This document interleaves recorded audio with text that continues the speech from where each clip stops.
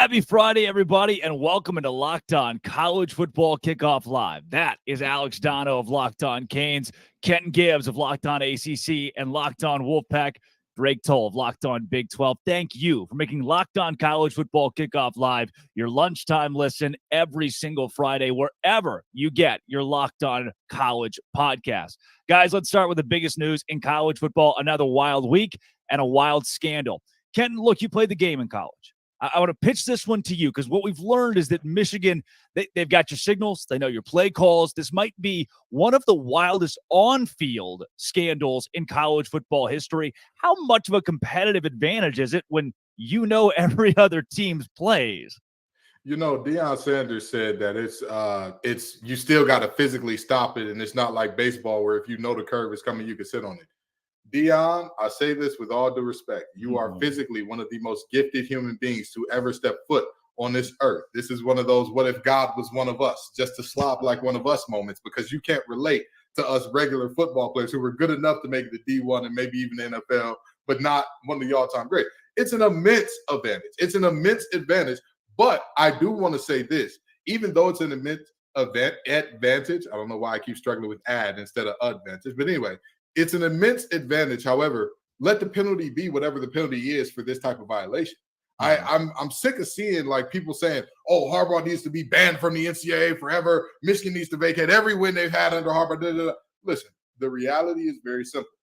Whatever the penalty is across the board, levy it here. Now, if this is a unique situation which the NCAA doesn't have a penalty drawn up for, I would ask, why make a rule against something if you don't already have a penalty legislated for it as well? That doesn't make sense to me. But with that being said, again, I'm not one of those people that's like, well, it doesn't matter. You can have everything that a team is going to do. That's a lie. If I know what your team is going to do, I can easily, stop what you're going to do with a team that is on the same level, maybe even slightly inferior to you. So I think that this is a serious scandal. This is a serious problem. This is something that is seriously going wrong.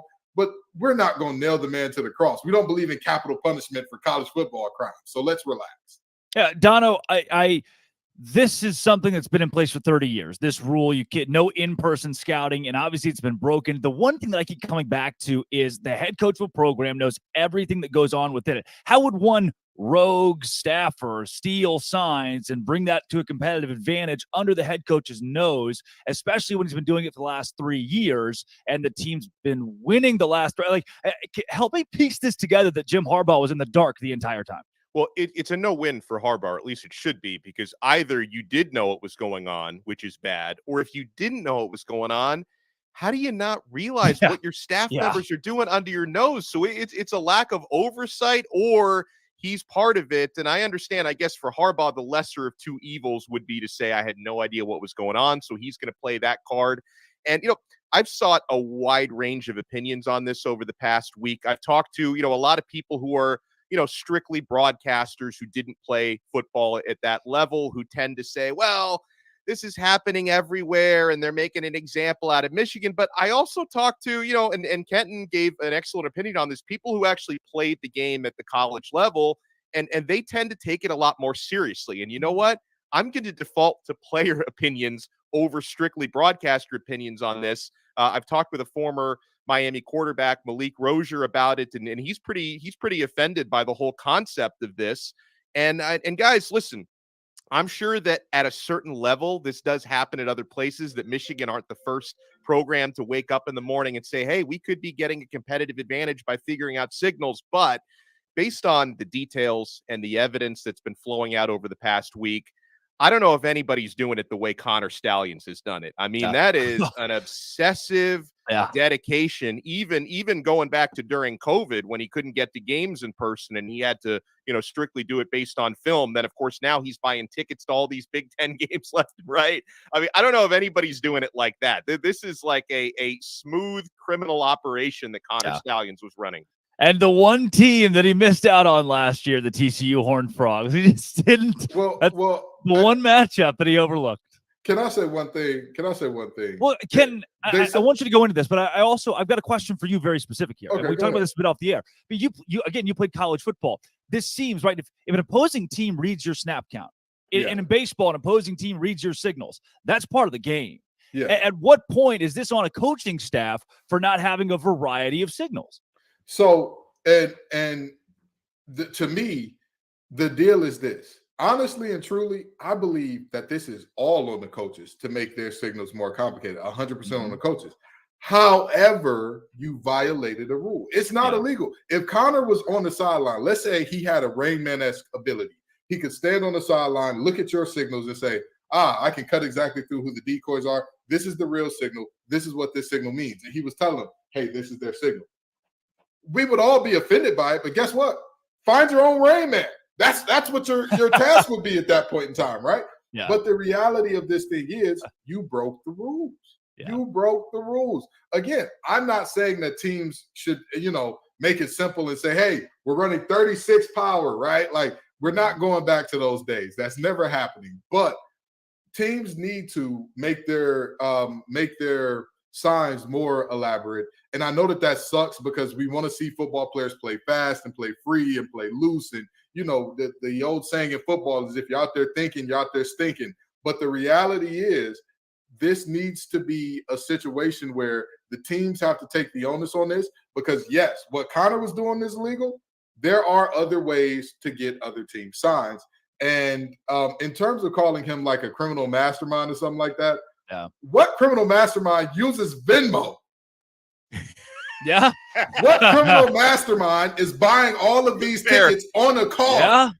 If he was I'm gonna tell you now, I'm come from the west side of Detroit. I know a few people who dabble in underhanded dealings, and the smart ones know everything you do needs to be done in cash in the least traceable way possible. So that if anything happens and people are like, wait, where did that money come from or where did that money go? I don't know. What money? What money? Do you see any money? I don't see any money around here. Where's the money? So, let's slow the criminal mastermind talk. Fair. Just criminal would be perfect. Let's just call him criminal. We'll leave it right there. Exactly. Guys, I want to take you back to week 5 as we preview college football this week. We all said that the national rhetoric was it's a boring week in college football. And that week gave us Auburn scaring Georgia and only losing by a possession. It gave us that wild game between USC and Colorado as the Buffs almost came back. Notre Dame at Duke. Ole Miss hosting LSU. We thought it'd be a bust, and it ended up being one of the most fun weeks we've seen in college football, and we get it all again this week. Week in and week out, it has been a wild season, and one of the biggest matchups of the week, Utah and Oregon. I've got this is where I'm going to have my eyes this weekend as a huge game in the Pac-12. We've got JT Wistersill to join us to talk about our biggest game of the week.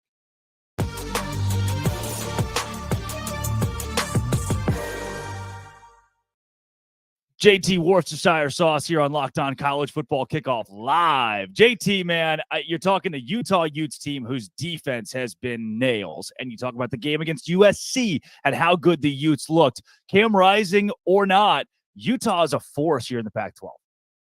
They really are, and they just continue to find ways to win games, whether it's converting a safety to a running back who has not only been sensational in the running game, but also the passing game last week where he really torched the Trojans. But Kyle Whittingham, just in the midst of one of his most impressive coaching performances, Look, every Utah team runs the ball well and is really good defensively. This year in particular, I feel like they've been really impressive. And now we're at the point here where somehow without Cam Rising, without Brant Keithy, two guys who were both voted to be top 100 players in college football this season and two of the best at their position, in my opinion, still, this team is still 6-1 right now and in a position where if they could find a way to beat Oregon here, everything's still on the table for them. With the amount of injuries they suffered, it still seems crazy that we're in this position. So, JT, let me ask you this, okay? Mm-hmm. In looking at this game, and you said everything is still in front of Utah. What is everything? Is everything as high as, hey, this is a playoff appearance if we can pull off some upsets here late? Or is this we could pull off the Pac-12 championship and win one for the Gipper on our way out the door? What does that look like? I mean, just in terms of like what is still on the table at the exact moment, there is a world where this team can get to the college football playoff. Now, I will say that seems really tough to do, but look, if Utah were to beat Oregon, the biggest game left on their season would be Washington. If they were to go into Husky Stadium and emerge with a victory, then I imagine they're in the Pac-12 championship game. And, for the last couple of seasons, Utah's been counted out every time they've been in that Pac-12 championship game, and they find ways to win as they do so frequently, whether it is with a pig farmer at quarterback or just guys stepping up all across the board defensively. It just has been a bad business betting against Kyle Whittingham, especially at home, where Utah hasn't lost a true home game since 2018. Hey, JT, I love watching this Utah team because they're so physical, and I love watching them play defense. And they've definitely had Oregon's number in recent years. Obviously, Oregon is Washington game aside, where they were very good in defeat. They're having a tremendous year. What areas concern you most going up against the Oregon Ducks? What do you think are the key matchups that Utah has to win? Utah has to be able to run the ball. Bryson Barnes has done a fine job, but he's still a game manager. If the game falls onto his shoulders, Utah will not win this game. But that's where the running attack really getting going for Utah as it has in the past week will be a huge benefit for them with that two-headed monster that's been Jaquindon Jackson and Sione Vaki. So if Utah can run the ball, go on long, methodical drives, keep a Heisman guy who very well could be a Heisman finalist come the end of the season on the sideline for as long as you can, that'll be really successful for Utah. Another thing that would really help Utah in this game is win the turnover battle. If they can give this Utah offense some short fields, if the Utah defense can get some strip sacks, maybe pick off Bo Nix. It's only happened once this season, but still, this is a defense that was able to do it against Caleb Williams. They've had success doing it at other points on the season. So I really like this Utah defense, and especially how they play at home. Let's not forget this Utah defense at home this season has yet to allow over 15 points. And that's with playing teams like UCLA, Florida, and even more recently Cal. So, and Cal's not as much of obviously an intimidating presence, but still that's an offense that had a little bit more momentum. And it's just hard to hold teams under 2 touchdowns in college football today in general. And Utah's been really good at doing that at home. You're muted, Drake. You're muted. Somebody else did that. JT, I've seen this Utah team live, and one thing that stuck out the most to me was just the word opportunistic. It seems like this team just knows how to win. Down in late game situations, they've come back to win. I was shocked. They lost that game at Oregon State, only scored 7 points. They've responded by scoring 34 points in consecutive weeks. Is this just a new look Utah? I mean, who woke up? It was Bryson Barnes being reinserted at quarterback. And you were at the Baylor game, you mentioned. That's what led to Bryson getting benched. He was bad in that game. And Terrible. Utah kind of made the knee-jerk reaction. They went with Nate Johnson. Nate Johnson was the main reason they only had 7 against Oregon State. Ever since they've gone back to Bryson, Andy Ludwig, the offensive coordinator at Utah, feels more comfortable with him. They've opened more things up offensively. Passing attack has been a little better. But I think if you were asking me what's really right with the offense the last 2 weeks, I have to go with the emergence of Sione Vaki for what he's meant in the ground game and the passing attack. He had 1 touchdown in particular against USC, where this is a guy who's a defensive back, and he scores on a couple of these plays where just guys who are not used to playing offense should not be doing the types of things he's doing. Travis Hunter gets a lot of hype, but for the last 2 weeks, the best two-way football player in college football has been residing in Salt Lake City in Sione Vaki. JT, before we get you out of here, give me a score prediction, Oregon, Utah, Saturday. It's going to be another thrilling matchup, but I think the Utah defense playing at home, this is a Rice-Eccles Stadium that is very tough to play. And you hear the best analysts in the game come into Rice-Eccles Stadium, and they always talk about how loud it is in that stadium. That noise will make a difference. Oregon will put up their worst offensive performance, as teams tend to do inside Rice-Eccles Stadium. And I think it's going to be a very close game that Utah barely squeaks out late as they win the turnover battle. And I'm going to go Utah 28-27. Wow, that is 28 points for the Utes this week, just the same amount of consonants that JT Wistersill has in his. We got to get you a vowel somewhere in there. JT, thanks for joining and breaking down our game of the week. Appreciate you guys.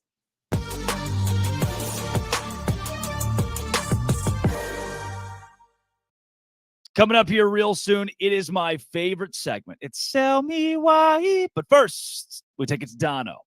Guys, it's time for our Game Changer of the Week, brought to you by Athletic Brewing Company. And I'm going with Billy Napier. I know we've poked fun at the Florida coach at times this year, but what an opportunity he has going up against Georgia. No Brock Bowers, world's largest outdoor cocktail party.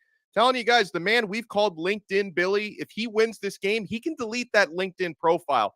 And just like Billy Napier, Athletic Brewing Company is completely changing the non-alcoholic beer game. They make non-alcoholic beers that actually taste good. They brew great tasting, award-winning beers. They beat out full-strength beers in global competitions. They brew over 50 styles of craft non-alcoholic beer, including IPAs, Goldens, sours, and more.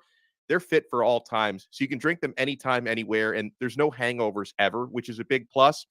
You can find Athletic Brewing Company's non-alcoholic brews at a store near you or buy online at athleticbrewing.com. First-time customers can use code LOCKEDON to get 15% off your first online order. That's code LOCKEDON at checkout for 15% off at athleticbrewing.com. Near beer, exclusions and conditions apply.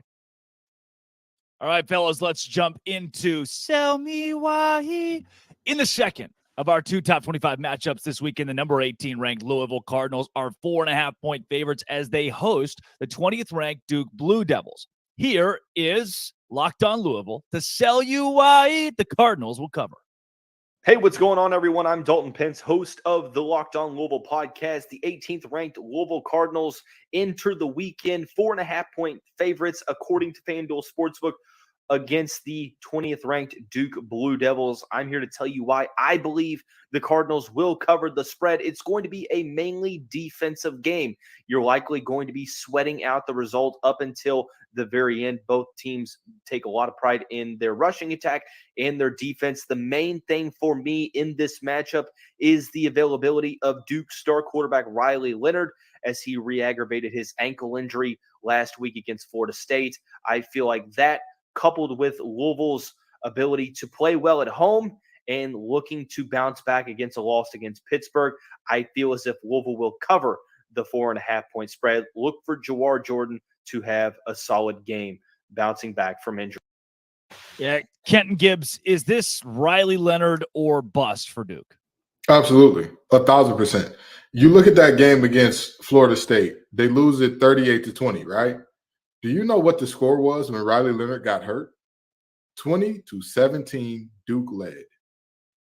Ladies and gentlemen of the jury, I don't believe that I need to give you any more. My case is resting peacefully. It's got its Snuggie. It's got its nightlight. It's listening to Anita Baker on the way to bed. That's the type of thing that is happening here, because there's no other argument to be made in terms of can Duke go? Can Duke get it done without Riley Leonard? I mean, he is objectively the engine that makes the car go, the brakes that make sure the things stop. He is, in the words of Barry White, they're first, they're last, they're everything. He's the guy there. And so without him, I don't see a world in which Louisville doesn't outright win, let alone cover. Dono, we're talking about the same Louisville team who in their last game got trounced. I mean, pummeled by Pitt. Can we have this much confidence in the Cardinals?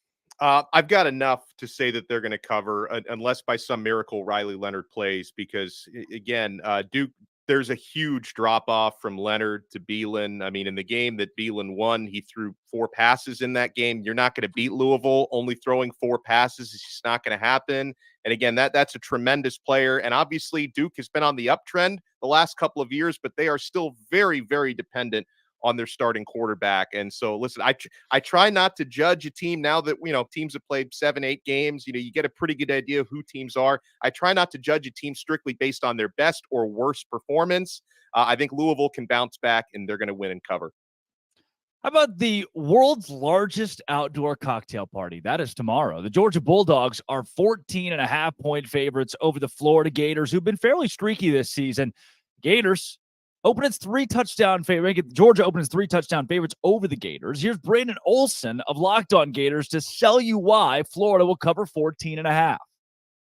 The Florida Gators are going to cover the 14.5-point spread against the Georgia Bulldogs in the world's largest outdoor cocktail party. The Georgia Bulldogs are 1-4 against the spread in their last 5 games where they've been double-digit favorites. They're 0-7 in 1 against the spread against unranked teams in their last 8 games. They're also playing this game without Brock Bowers, who is simultaneously their best pass catcher and their best offensive lineman. This game is one of those times where you just take all of the logic and throw it out the window. One of these rivalry games where all you know is it's going to get weird. Locked On Gators, Locked On Bulldogs, for once, we unanimously agreed. Georgia wins. Florida covers 14.5-point spreads. It's going to be a close one. It almost always is. Even last year, Georgia was favored heavy, did not cover the spread there. This is a better Florida Gators team than they were last year. Florida will cover 14.5 points. Go Gators. Yeah, guys, I think this game could truly be as entertaining as Dono's shirt. There's a lot. I'm just, I gave it 20 minutes into the show. There's a lot going on there, Dono. We'll pitch it to you first. Florida, Georgia, 14.5 in any rivalry game feels like a pretty big swing. Yeah, and again, as I mentioned previously, we're past the halfway point of the season. Every team has played at least 7 games. You have a pretty good idea who teams are. And Georgia is a team that is probably still the best team in the country when they're truly motivated, but they haven't been truly motivated throughout the year. And this is a rivalry game. And guys, when you talk about sell me why and the spreads, most important stat for me is Georgia on the year 1-5-1 against the spread. That doesn't instill a whole lot of confidence that they're going to beat Florida by more than 2 touchdowns at the world's largest outdoor cocktail party. Now, one area, and I am picking Florida to cover, and like Brandon said, cover and still lose a relatively close game. The one thing that concerns me from the Florida side, why I'm going to sweat this out, even if I bet Florida plus 14.5, which is where the number is now. Florida had been so bad on third downs this year. 33%, that ranks 108th in the country converting third downs. That's troublesome 7 games into the season, but at the same time, no Brock Bowers. Georgia has only covered 1 spread and 1 push all season long. I'm going with Florida to cover. Yeah, Ken, is there any way that Florida not just covers, but also finds a way to win this game?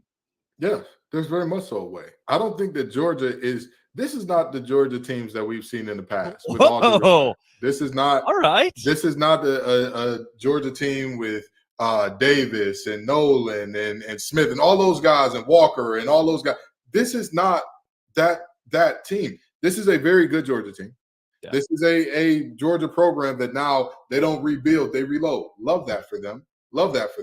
But this is not that type of team. Just with all due respect, what have we seen all year that says, hey, this Georgia team, not only can they whoop the wheels off you, they're going to whoop the wheels off you. You can go ahead and not only schedule an L, you can go ahead and say, whatever the spread is, add 7 to it. That's how much they're going to beat you by. That is not this team that we're looking at right now.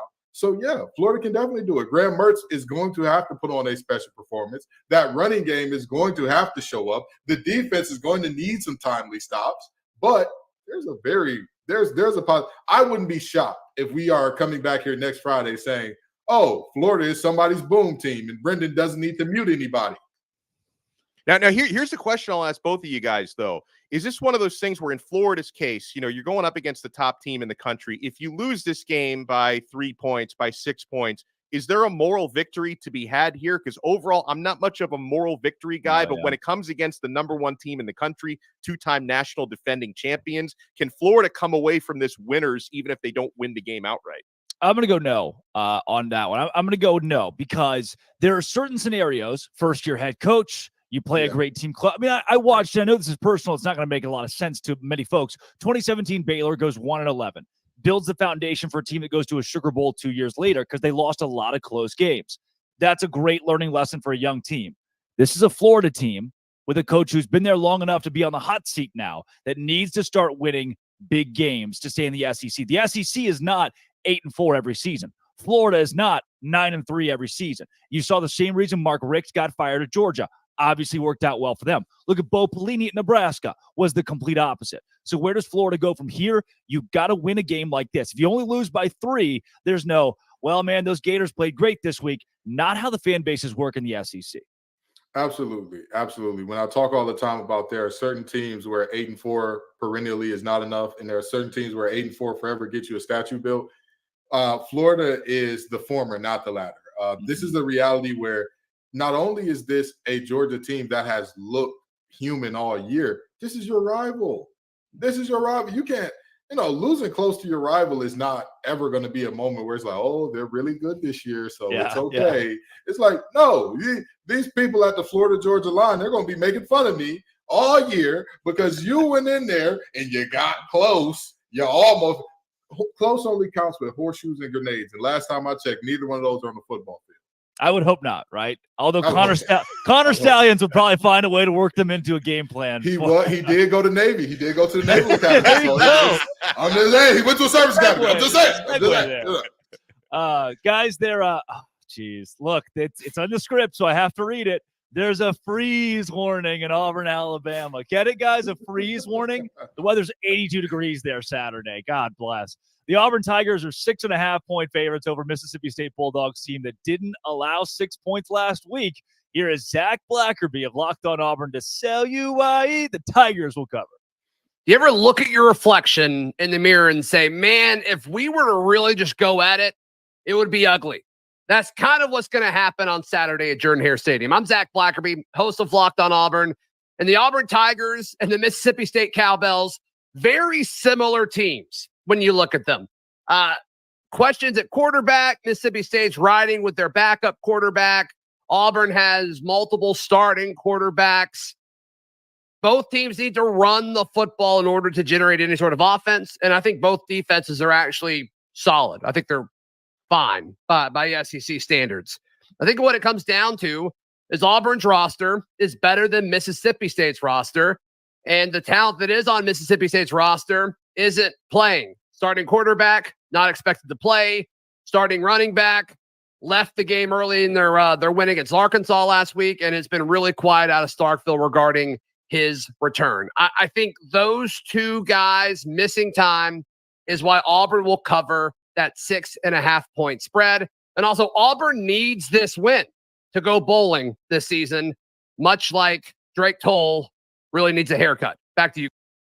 I just got one, too. I got the flow I just got one. Guys, look, there's a paint drying competition in Frisco this weekend. I've been on the circuit, and I'm thinking it's right. It's at the same time. It's at 2:30. I already got tickets. I think I'm going to go to that instead of watching Auburn and Mississippi State. I almost lean with Zach Blackerby because this game feels like a gross slugfest that Auburn finds a way to pull out 10-3, Kenton Gibbs. Yeah, first of all, let's just address something. I'll never look in the mirror and say if you two were to go at it, it'd be ugly. Yeah, how interesting I'm the is sex that? appeal on this show, okay? I'm the sex symbol on this one. So let's not do that. By the way, we should throw out there, if you ever look at the mirror and think about fighting yourself, we should probably open up a much more heavy conversation. Well, they made a movie about that, Fight Club. We do. Yes. We do ask for better help all the time. I'm sure Zach Blackerby has to read them. I'm just saying. Also, Donna, way to give away the end of Fight Club. You had one rule here. Zach Blackerby is Tyler Durden, apparently. Wow. Well, no, but seriously, I think that Auburn covers because Mississippi State is not a good team, and they're not a good team that's also very banged up. Yeah. Very banged up. At this point in time in the season, everybody's a little hurt. Everybody's got a little gimp to their walk. Everybody's a little. But they not as many teams have as many pivotal positions that are clearly this player's not going to play. Will Rogers is one of the guys on that team that he's one of the heart and soul guys. If he's not available, what's going to happen with that team? You know what I mean? Like that's a very tough ask of them. And if you say, well, Mississippi State's defense has really turned it on, have they? Or is Arkansas just bad? The game before that, they allowed 28 against Western Michigan, I want to say it was. So what are we really doing here? Like, I think that Auburn covers this thing comfortably. Yeah, really good defenses don't usually lead to the opposing team firing their offensive coordinator in the midweek, which is what Arkansas did following that output against Mississippi State. Dono, where do you sit with Auburn and the Bulldogs? Yeah, hesitantly, I stand with Auburn covering based on everything Kenton said, everything Blackerby said. The only place where, again, I have caution because one of the things I try to do every week is look at, especially past the midway point, how teams have performed against the spread this year. Auburn's been another dud there, 2-5 against the spread this season. But if anything, I think maybe this is working in their favor because they might be undervalued for that reason. Mississippi State is so banged up. I think Auburn gets their third win against the spread this week. Well, guys, coming up, we're going to do booms and busts from last week. Who did you see that you liked? Who did you see that needs some work or even needs to brush up on their LinkedIn profiles? But first, we'll take it to Dono. Well, yeah, because, guys, you need to be checking out Game Time. Do you think frustrating situation buying tickets at the last minute? It shouldn't be frustrating. It's never frustrating on the Game Time app. Guys, I'm looking at $1 tickets for some of the college football games this season. You want to buy these last-minute tickets, flash deals, zone deals? You can see the view from your seat before you buy, so you know exactly what to expect when you arrive. And, guys, the Game Time guarantee is so clutch. You will always get the best price. If you find tickets in the same section and row for less, Game Time will credit you 110% of the difference. You got to download the Game Time app, create an account, and use code LOCKEDONCollege for $20 off your first purchase. Terms apply. Again, create an account and redeem code Locked On College for $20 off. Download Game Time today. Last-minute tickets, lowest price, guaranteed. Hey, guys, let's rock into some booms or busts this week. Kenton Gibbs, we'll start with you. You got give me a boom, give me a bust. What are you thinking?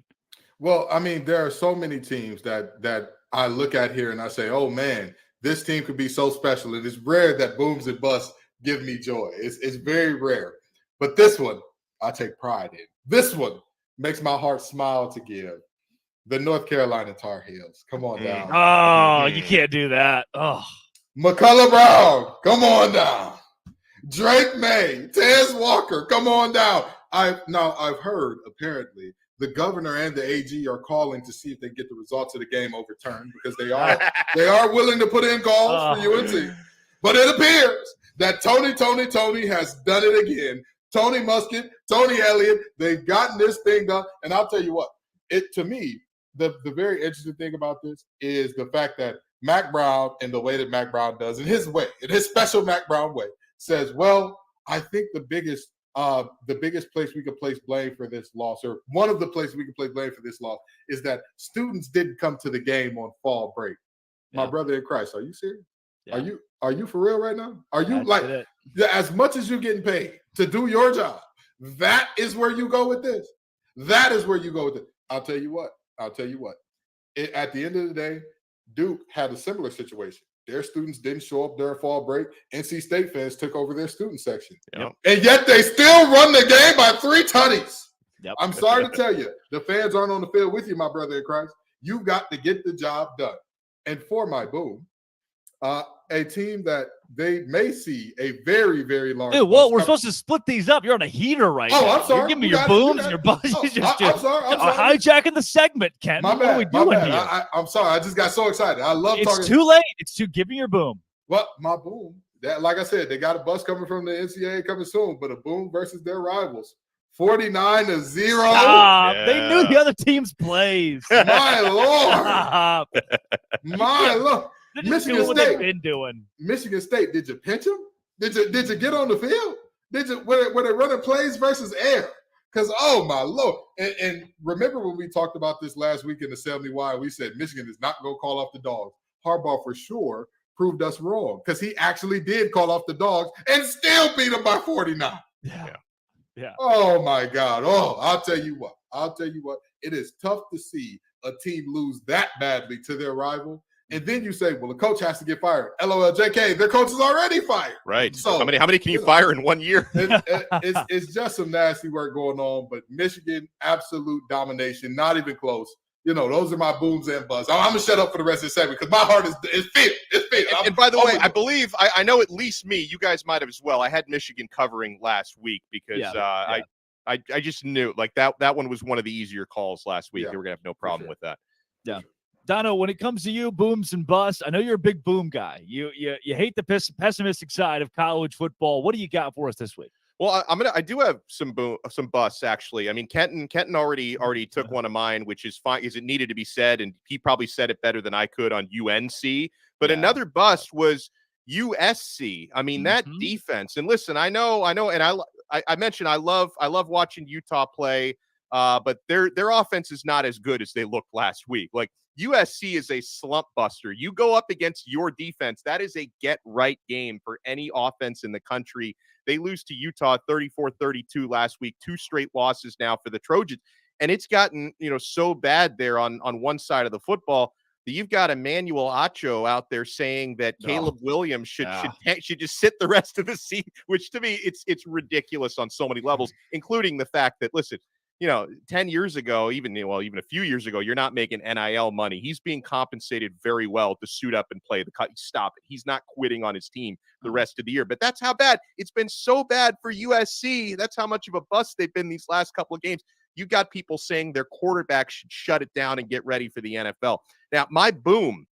This is going to be, and you guys may not like this because both of you guys already said you don't believe in moral victories under most circumstances. Are you going to give me a boom who lost the game? I'm going to give you a boom who lost the game. UCF.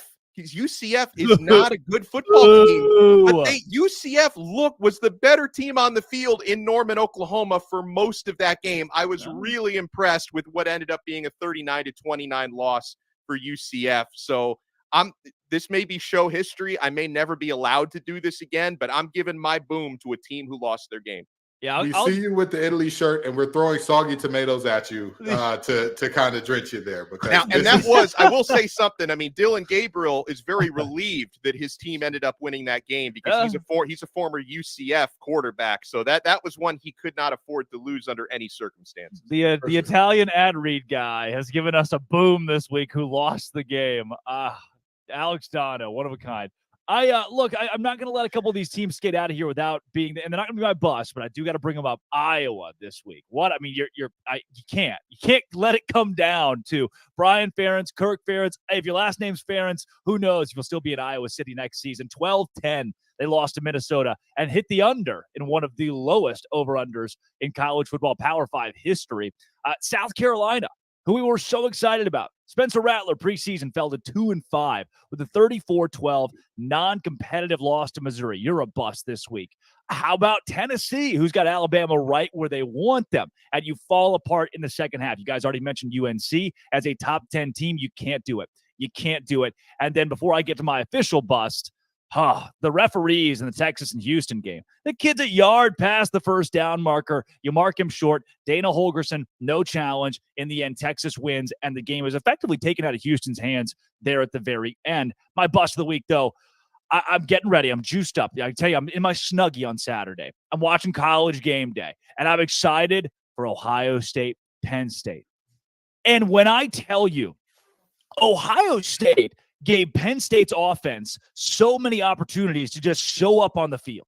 Yep. Penn State just drive after drive. All right, here's what the game's still close. Here's where they got another possession. No, maybe they figured it out this time. And Penn State couldn't muster a thing. Couldn't muster. Drew Aller was in a blender. He looked worse than Dono's shirt. 18 for 42. One touchdown pass one touchdown pass late in the game. By that time, it's effectively sealed. And I could not have been more disappointed, Kenton, with Penn State. I agree. Had their offense bothered to show up at all, had their offense bothered to be relevant when their numbers called, as Robert and I would say, they would have been fine. They would have actually had a shot. And the crazy thing about it is you look at that Penn State defense and you look at how Ohio State basically had one game plan offensively. Get the ball to the Italians. And in this instance, the Italian's name was Marvin Harrison Jr. They said, get the ball to Marvin. Yes. Maserati Marv? Is that it? Maserati Marv. Gus Johnson Marv. I don't know what Marv is paying Gus Johnson, but he was excited Saturday. And listen, who wouldn't be excited Saturday to see somebody do something productive offensively with the mess that we saw from Penn State? Yeah. What? I mean this very genuinely because, fool me one time, shame on you. Fool me twice, can't get fooled again. James Franklin, you're cooked. You're cooked with me. I'm never betting on you in the big game again. I'm never rolling with you in the big game again. This right here is why I'm not a bettor, because you let the whole team down. Everybody's rooting for you. Everybody's saying, this is your year. You can do it. And you say, LOL, JK, we don't want it. We don't want too much pressure. Life's too bright. Disappointing. By the way, something I need to look up now, if that was the lowest scoring game Gus Johnson has ever called, because usually just him being at a game, just automatic barn burner. It's like 45 to 42. I mean, he had 26 combined points to call in this game. But I'm with you, Kenton and Drake, on what you were saying about Penn State, because I kept watching this Penn State content last week because it was such a big game. I was checking out some of their even beyond Locked On Nittany Lions, which is fantastic. But I'm going around and seeing what people are writing and saying about Penn State. And there seemed to be this idea that, hey, like our offense hasn't opened up because it hasn't had to. Like, don't worry about it. Yeah. Drew Aller's going to be going deep left and right. Our offense is going to turn it on. Well, sometimes you are what the first 6 games said you are. And that seems to be the version that showed up against Ohio State. Yeah. Now, guys, before we get into some LinkedIn, who needs to brush up with that LinkedIn hot seat conversation this week, I do want to give you a boom, and that's the BYU Cougars. We've skipped over a lot of the Big 12 this season because it's been a conference of mostly nobodies. Let's be honest about it. I was locked on Big 12, and there is no really relevance in the national picture from the Big 12 as we speak. Oklahoma State scoring 28 points, moving to 5-2, 3-1. They're going to vie for a conference title to try to keep a Red River rematch from making itself known in Arlington. BYU over Texas Tech, 27-14, and then Kansas State over TCU. Kansas State, another team that's going to give Texas or OU a run for its money. But these BYU Cougars, their defense stepping up to push Joey McGuire and Texas Tech to 3-5. Oh, how gross is that for a guy in year 2 that won 8 games last season? BYU now sneaky 5-2, 2-2 in Big 12 play. The only new team having success in this conference, having moved from the wilderness or group of 5 independents into the Big 12. They've been great. But let's talk about some guys who have not been great. LinkedIn Talent Solutions is your place to go. And LinkedIn is where a lot of head coaches are going right now, because with only a few weeks left in the college football season, they'll be searching for new jobs. We've talked about the Bush Jones of the world. We've mentioned how Jimbo Fisher and his job's on the line. But let's go to you first, Kenton, on your LinkedIn, your number one guy this week that needs to brush up on that resume. Well, this is also going to go into my best bet of the week, but Mr. Babers up there in New York, my brother. You're going to have to go. Oh, dude, Kenton, it's Syracuse. They can do whatever they want. They don't have any NIL. What are you? You sure can. You can do whatever you want to an extent. You can't lose a game. This game got so ugly so quick. It legitimately was like, wait a minute, did Syracuse even get off the bus yet?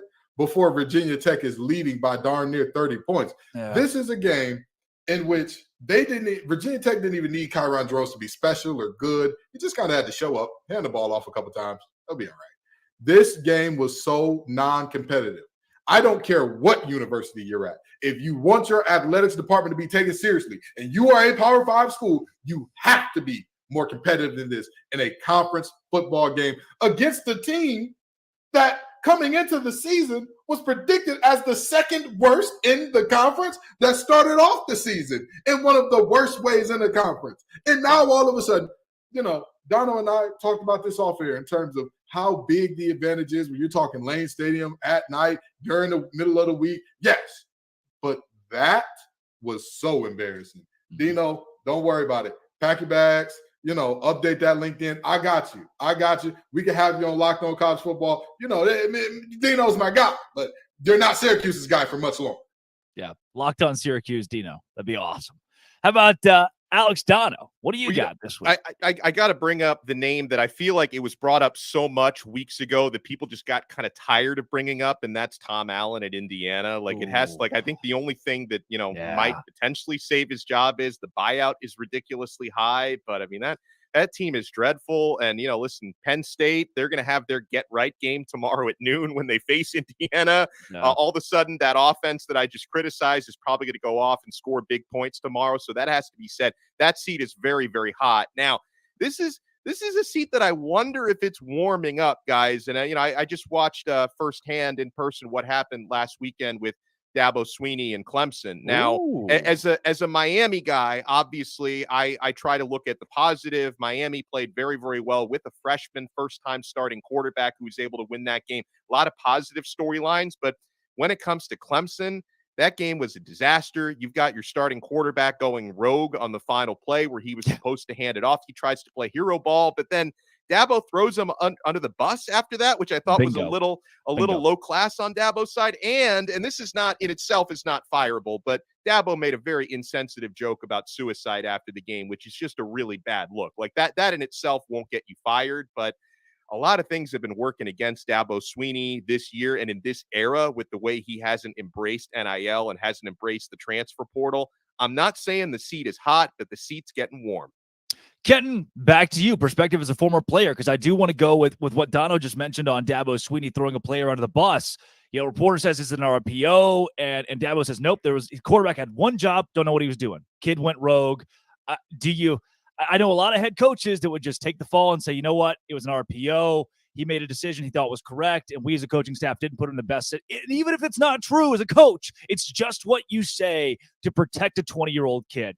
As a former player, take yourself back to being in pads. I mean, is this something that if you're that QB, if you're on this team where you think, wow, I can't believe my head coach did this?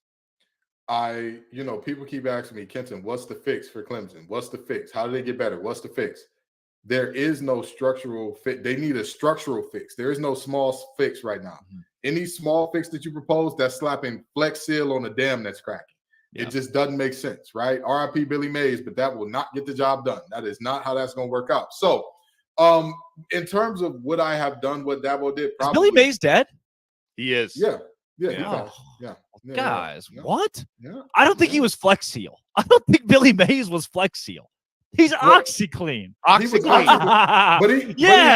But he started that whole genre. All of them are his sons now. All of them are his sons. Okay, All of the you know what? people I'll give it to you. Yeah, I'll give it to you. Thin ice, but I'll give it to you, Kenton. You got to give him his guts there. But anyway, the reality is very simple for this situation. If I'm Dabo, I'm calling that out in the meeting room, and I'm saying, hey guys, on the Sunday meeting, I'll take the blame for it in front of the press. But on the Sunday meeting room, I'll say, hey guys, you see what's happening here? Now, we called the play for Will Shipley to get it right here. And he's supposed to be going here. And it looks like if Will can beat one guy in the hole, he can get in the end zone. Now, he's a running back. This here's a running back. You know what he does? He runs the ball. He beats people in the hole. That's his whole job. That's the whole deal of what he does. But wait, y'all. We got a quarterback. The guy who's supposed to be throwing the ball. The one who's supposed to be making the good decisions. Deciding, hey, I don't give a damn about the team. I don't give a damn about what the coach says. I want the glory. I want the touchdown. Do you see what I get you? Do you see what I get you? I get you out here by yourself on an island with a linebacker that's bigger than you, stronger than you, faster than you, chasing you down. The team gets you one-on-one in the hole because we did it the right way. Let this be a lesson. Let you live with this. Let you sit with this, Cade, that this is squarely upon your shoulders, but not in the public. Never in the public. Never in the public. That's the issue I have with it. I mean, look, wholly have an issue with the kid. Now that Dabo said that this player went rogue, you think, wow, kid shouldn't have done that. Also, Dabo shouldn't have done it. You know, it's something we as the public never needed to know. Guys, and Dono, you're the resident betting expert. We need to make some money this weekend. Last week was wild enough that it threw me for a loop. Had it not been for the Utah win, I would have been out a couple of dollars at FanDuel.com. This week we bounce back. Let's go. Best bets. Dono, what do you have circled? Well, I am going to circle back too, because I want to reiterate for those who tuned in late. I do like Florida to cover 14.5 against Georgia. Georgia garbage against the spread at 1-5-1 this year. No Brock Bowers, rivalry game, neutral site. Neutral site, obviously, there's going to be a lot of fans from both sides there in Jacksonville. Plenty of Florida fans will be in attendance. But I think Florida does not win outright, but I think they do cover in the game. Oftentimes, I like to look at really, really big lines this time of year that maybe shouldn't be so big. I'm looking at Notre Dame given 20.5 points this week against Pittsburgh. I think Pitt, even on the road, can keep it a little bit closer than that. They've obviously been a Jekyll and Hyde team, but they did pull off a surprise upset against Louisville this year. So I think Pittsburgh might be able to cover that one. Trying to think of any other ones that we didn't cover yet so far this year. Let me, why don't you, here's another one I was looking at. Now, I do think this team will cover a double-digit spread. 24th ranked USC at Cal, no home field environment whatsoever there in Berkeley. I think USC is being underrated a little bit based on what their defense has done the last couple of weeks. This is not the offense to truly exploit that. I think USC covers 10.5 against Cal, no problem. So I'm going to look at that one as another one. I expect USC to win big. Yeah. Kenton, where do you land this week on making some dough? So let me give you two, and one of them is actually retroactive, and some of y'all are going to say I'm cheating because of that. But the reality is, if you watch Locked On ACC, you know that I gave you this one. I was screaming from the hilltops, and I'm not even a betting man here. Virginia Tech was only favored by 3 points against Syracuse. Yeah. Syracuse had every single loss that they've had. First of all, Syracuse hadn't won a conference game yet. Let's start there. Every single conference game that they played got successively worse and worse and worse by the game. And not to mention, everybody and their mama who wears an orange jersey is banged up right now. So the reality is that game, again, watch some Locked On ACC, because I'm gonna give you the nuggets right there. I knew that there was no way Virginia Tech won that game by only 3 points. They end up rolling. Now, another game that I'm saying, hey, what's going on here? I told y'all, Drake said that we're not giving the Big 12 enough love. Well, come on, Big 12. Y'all you can sing your LL Cool J, I Need Love, and I'm going to bring it in. I'm going to give you some love, okay? Oklahoma only being a, 6-point favorite or so? It's 9 now. It's up to 9, yeah. 9. Even 9. Give me Oklahoma. Give me Oklahoma. What are we doing here? Yes. Kansas is a decent team. I don't think they're terrible, But I think that Oklahoma is a good team. I think that they bounce back. And I know that bounce back after a win seems counterintuitive. But I think for Oklahoma's goals, there cannot get moral victories, but you can have a moral loss where it's like, we should have beat this team by more. We should have hung 50 on this team, and we did not end up doing so. I think Brent Venables gets the boys right, and they solidly cover in this one. Billy Mays has been dead since 2009. That is really tough. No one told me. Breaking news.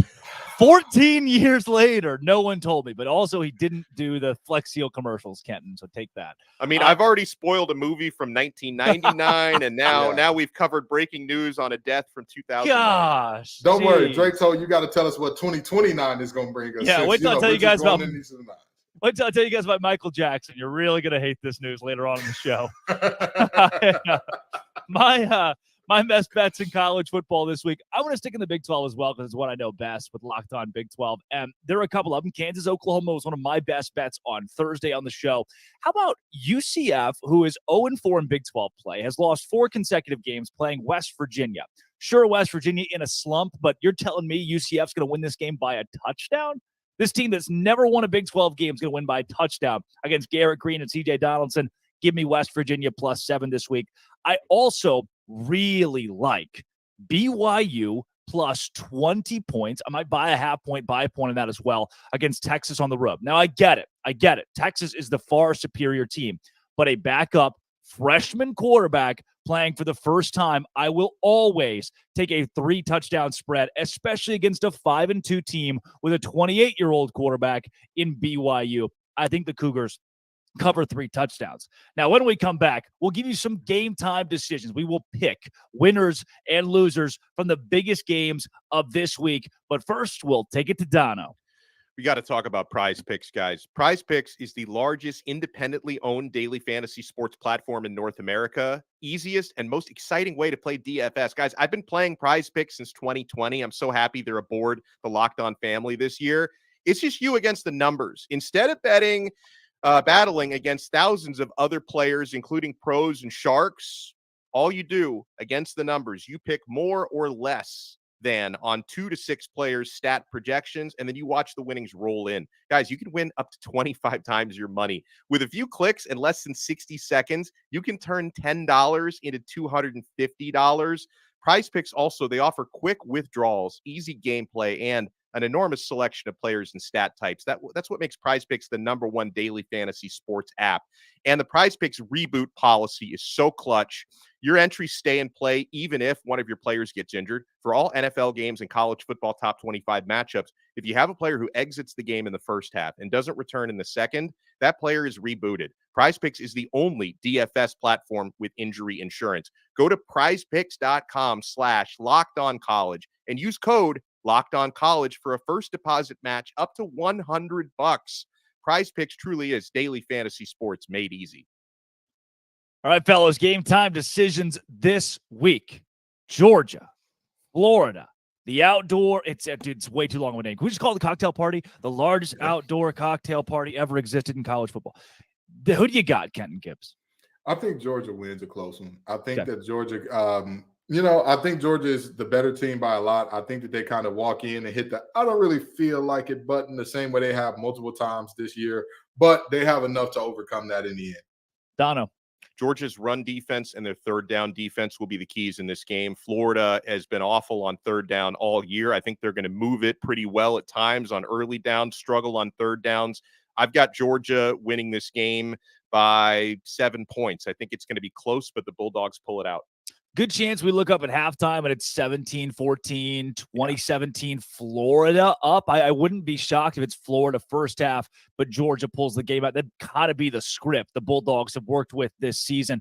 Give me Georgia 31-20, somewhere in that neighborhood. They don't cover 17.5 or 14.5, but they do end up winning this football game outright. Let's go 2:30 on ABC. BYU at Texas, one that we just talked about. Dono, I'll send it back to you. Yeah, I agree with your assessment. I think Texas wins, but I think they win close. I think BYU covers the gigantic spread, and the Longhorns will continue to at least make their case for staying alive in a potential college football playoff picture. Yeah, for this one, I'm actually going to take BYU to win. Now, that's insane. It's insane. I get it. There are a lot of people that scream in the comments, but BYU has done this season the the opposite of what they're supposed to do nationally, right? When all of college football is saying, oh, they're going to lose to Arkansas on the road by 10, 15, they won that ball game. When you're saying, hey, they've got a struggling TCU team in Fort Worth and a 2:30 snoozer, they should win that game. They lost 44-11. This week, they should get blown out by Texas. We saw the cracks in UT, the cracks in the armor last week against Houston. I think this week, somebody finally catches up to the Longhorns. Give me BYU outright, Kenton. BYU is the person with a master's degree in astrophysics, but they are working at Papa John's. You don't know who they are. You don't know why they are. It doesn't make sense to you. But what does make sense to me is Texas pulling off this game by less than the spread, but winning outright. Yeah. Duke or Louisville, Kenton? Oh, give me Louisville. L's up. This game, no Riley Leonard, no soup for you, no win for Duke. Give me Louisville in the easy. Yeah. Are you right there, Dono? Yeah, I go Louisville by probably 2 touchdowns. I'm going with it, like Kenton said, a relatively easy win. I liked Duke until you guys convinced me otherwise. The panel likes Louisville in this game on Saturday afternoon. Let's take you back to the SEC. Kentucky hosts Tennessee. Tennessee 3.5-point favorites on the road. Number 21 team in America. Dono, do you like the Vols here? I don't. I think I like Kentucky to pull this one off. I mean, the Vols have let me down against the spread and overall. You saw what happened in the second half against Alabama. Obviously, this is not Bama, but I something tells me Kentucky's going to pull off a mild upset. Yeah, Kenton? You know, I want to believe in Kentucky. I want Devin Leary to do well. I care so much for that young man, and I really do wish him the best in all the good things. And Joe Milton has struggled mightily this season so far, but I can't bring myself to say, hey, Ray Davis is going to be enough for y'all to win this game. I can't do it. I won't do it. I'm going to go Tennessee winning a very close one. I'm not sure if they cover, but I think that they win this game. Can't get the vision of Kentucky, Missouri out of my head. That game was in Lexington. Give me Tennessee as well on the road this week. A couple more before we get to the game of the week. Colorado goes to UCLA, Dono. Man, Colorado are big underdogs in this one, right? 16.5, yeah. 16. Man, UCLA is going to win. Colorado's going to cover. So I do have the Bruins, but I think that's too big of a spread. Yeah. Kenton, can Colorado pull the upset? I'm upset at the odds makers for making me say nice things about Dante Moore. Yes, Colorado can upset, but the reality is they won't. That front defensively, too good for UCLA. Colorado is a terrible offensive line. If us three were rushing against Colorado, I know for a fact we could get us a sack or two. I have no. Hey, let me tell you something now. We could. It's a unit. It's us. Okay. The Locked On College Football Live crew can get a sack against them. And with that being said, I think that UCLA has enough offensively to get it done. And defensive line wise, they're gonna keep Shedeur scrambling and running all day. No watches will be shown on this day. Give me UCLA. I'll go with the Bruins as well. Their 2 losses are very quality losses in Pac-12 play. How about Georgia Tech hosting North Carolina? Dono, this is a game where the Tar Heels have to bounce back. Oh, this is a get-right game for North Carolina. Like, they learned the most valuable lesson last week, getting beaten by Virginia. And despite, like, you don't win too many games when one of your scoring chances, you fumble into the other team's end zone. Virginia was able to overcome that and still win the game. That was embarrassing. North Carolina just didn't give them any respect. They have no choice but to give Georgia Tech respect. UNC is such a better team than the Yellow Jackets. They're going to get it done. Kenton, give me an upset. I wish I could. It would make me smile. I'd love nothing more than to say the Heels are going down again. Unfortunately, that's not going to be the case. As much as I like Key and company, they just don't have the horses in the stable. They're not as talented. They're not as deep. They are. You know, I said this last week on this week on Locked On ACC. Georgia Tech is a lot like a girlfriend with a guy who's bad in bed as her partner. They just can't finish to save their lives. So with that being said, I am 1,000% sure that even if they come out and get a lead, Drake May is going to do his Drake May thing and end up taking this game away in the last minute. Give me UNC. Game of the week, number 8, Oregon. Number 13, Utah, 2:30 p.m. on Fox in Salt Lake City at Rice-Eccles. Kenton Gibbs, who wins this ball game? You know, I've done so well going against Bo Nix so far this season. And I feel like I need to continue this because guess what? Utah, how you going to beat them? Those boys are absolute menaces at home. Give me the Utes. Oh, Donna, where do you land? I'm so tempted. And Utah has been so good, even without rising all year. But this is a different Oregon from the last few years that Utah had the number of. I'm going with the Ducks. Utah throws and it's incomplete. They run and it's for a loss. They special teams and it doesn't look great, but they win the ball game. They're the better team defensively, and that means a lot this week. They down the Ducks in Salt Lake. 2 out of the 3 on the panel like the Utah Utes as 7-point dogs to win outright. And give me the Baylor Bears on top of Iowa State. That is Alex Dono of Locked On Canes, Kenton Gibbs of Locked On ACC and Locked On Wolfpack, Drake Toll of Locked On Big 12. As always, this has been Locked On College Football Kickoff Live. Thank you for making it your lunchtime lesson every single Friday. We'll see you next week.